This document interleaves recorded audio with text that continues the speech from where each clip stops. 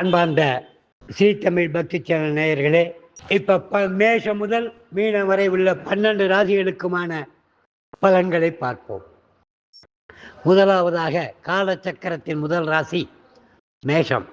காலச்சக்கரத்தின் முதன்மையான ராசியை பெற்ற நீங்கள் உங்களின் ராசி அதிபதியை சக்தி மைந்தன், அங்காரகன், செவ்வாய், மங்கள்யான் எனப்படும் செவ்வாயை அதிபதியாக பெற்றதாலும் உங்களுடைய அனைத்து எதிர்பார்ப்புகளும் ஒன்றன் பின் ஒன்றாக ஈடேறக்கூடும் என்ற இனிப்பான செய்தியை உங்களுக்கு புதிய புத்துணர்ச்சியை அளிக்கும்.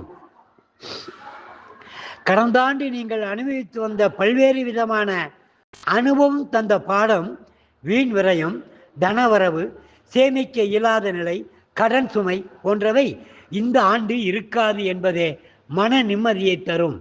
ராசிநாதன் நீச்சபங்கம் பெற்றதால் பண்பு, அன்பு, பாசம், வீடுமனை, வண்டி, வாகனம், கல்வி, வியாபாரம் மாத்ருபாவத்தில் நிற்பதால் உங்களின் புதிய முயற்சி, விடாமுயற்சி, கடின உழைப்பு இவைகளால் பிரதிபலிக்கும். தனகாரகன் தனபாவத்தில் இருந்து மே மாதம் முதல் விலகி விடுவதால் பொருளாதார பற்றாக்குறைகள் சீர்படும், நெருக்கடி நிலைமைகள் அகலும். அதே நேரத்தில் தேவைகள் அறிந்து சிக்கனத்தை கையாள வேண்டும்.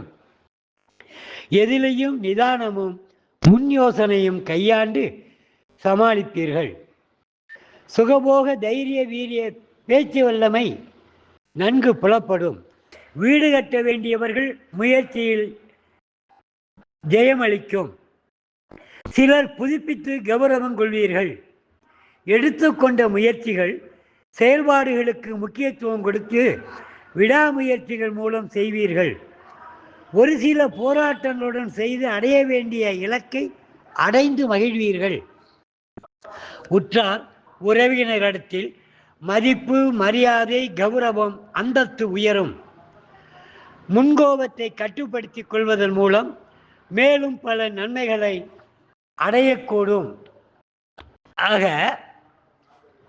இந்த மேஷராசி அன்பர்கள் 7 சனி ஆரம்பம் என்பதனால் மேஷராசி அன்பர்கள் அந்த 7 சனியை பற்றி கவலைப்பட வேண்டாம் என்று கூறி, பரிகாரமாக சனிக்கிழமை தோறும் சனீஸ்வரனுக்கு 2 எள் தீபம் ஏற்றவும், முடிந்தால் திருநள்ளாறு சென்று வரவும்.